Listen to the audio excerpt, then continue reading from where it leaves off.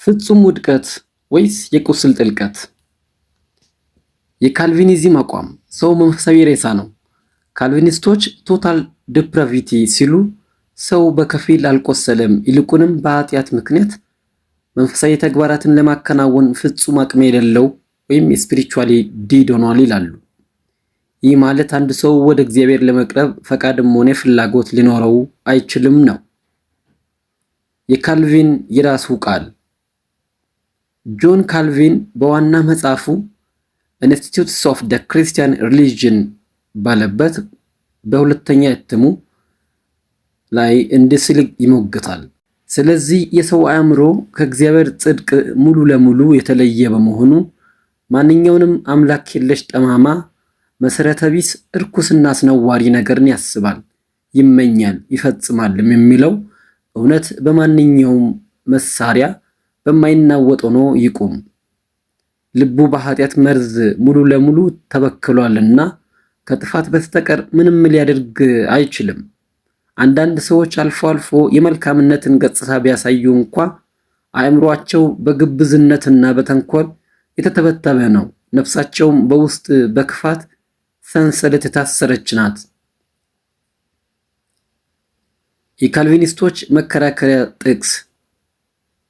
ይህንን ትምህርት ለማጽናት ካልቪኒስቶች የሚከተለውን ጥቅስ እንደ መሰረት ይጠቀማሉ። በበደላችሁና በኃጢአታችሁ ሙታን ነበራችሁ ኤፌሶን 2:1።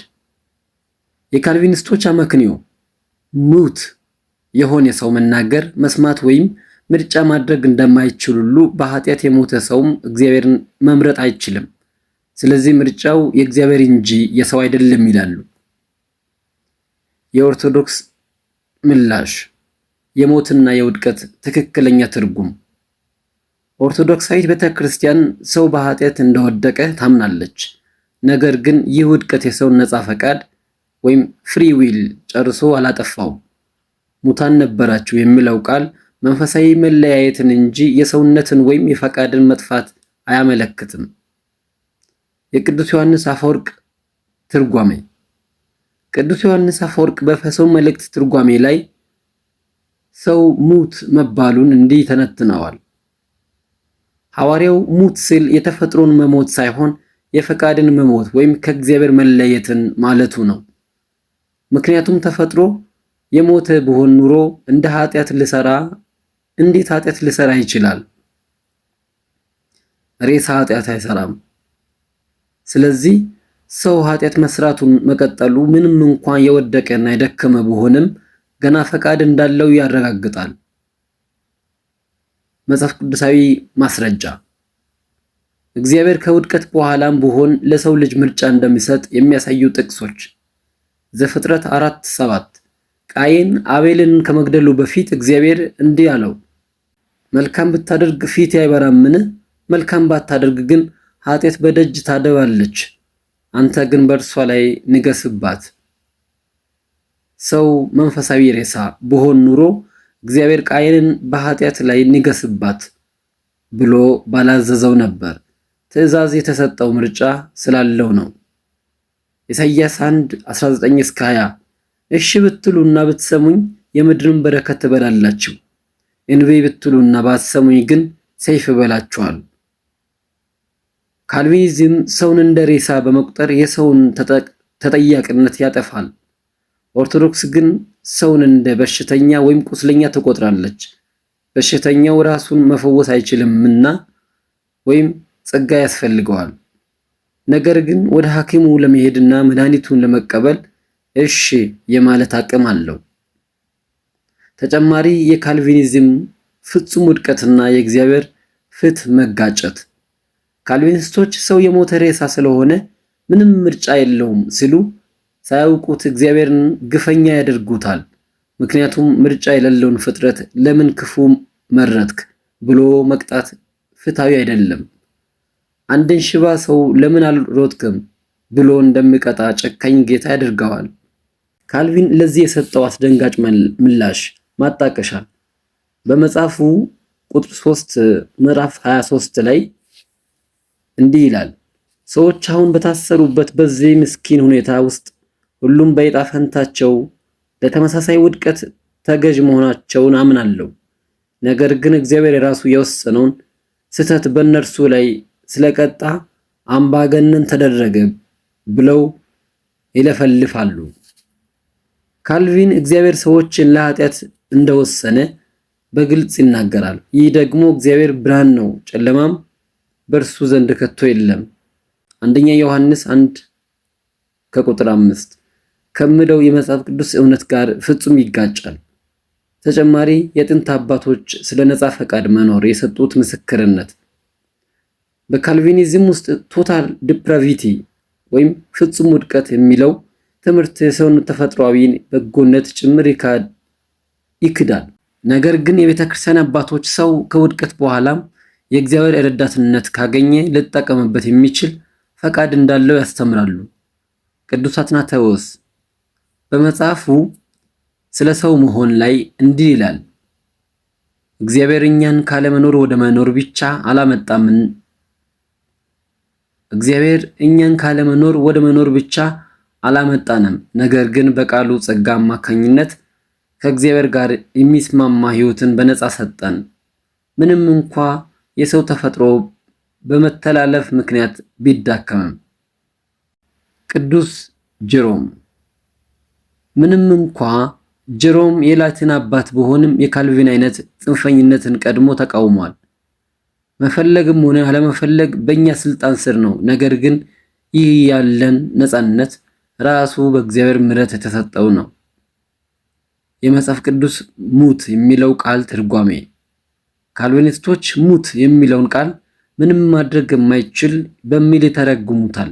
ነገር ግን መጽሐፍ ቅዱስ ሙት የሚለውን ቃል ለተለያዩ መንፈሳዊ ሁኔታዎች ይጠቀማል። ለመንፈሳዊ መለያየት፣ ይህ ልጄ ሞቶ ነበርና ደግሞም ሕያው ሆኗል ሉቃስ 15:24 የጠፋው ልጅ በስጋም ሆነ በፈቃዱ ሙት ወይም ሬሳ አልነበረም።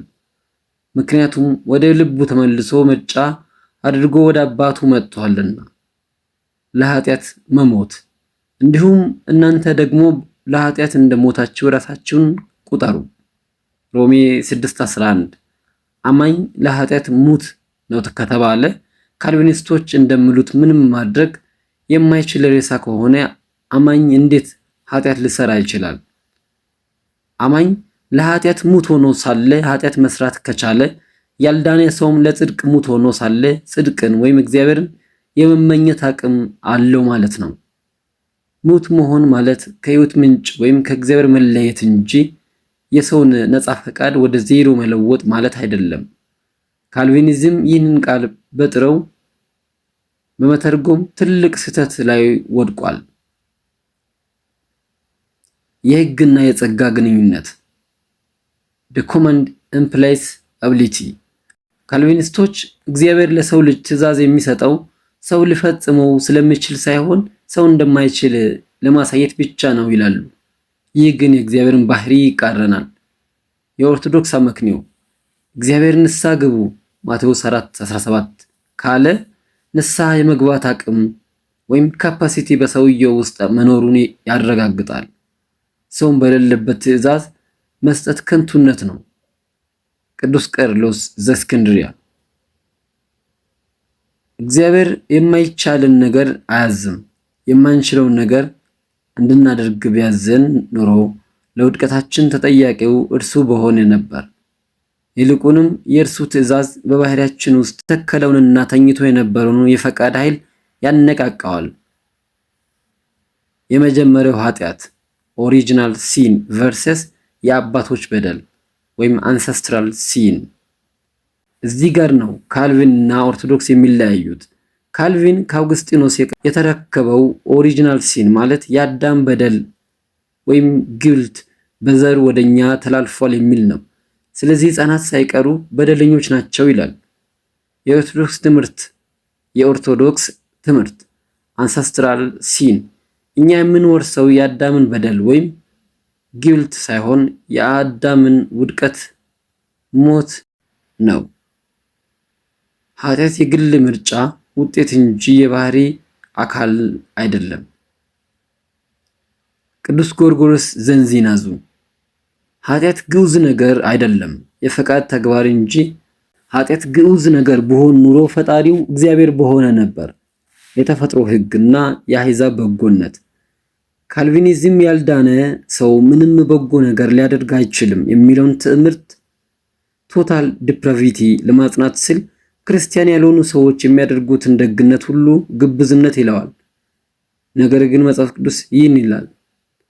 የመጽሐፍ ቅዱስ ማስረጃ ሮሜ 2:14-15 ሕግ የሌላቸው አሕዛብ ከተፈጥሯቸው የሕግን ትእዛዝ ሊያደርጉ ሕግ በልባቸው ተጽፏልና።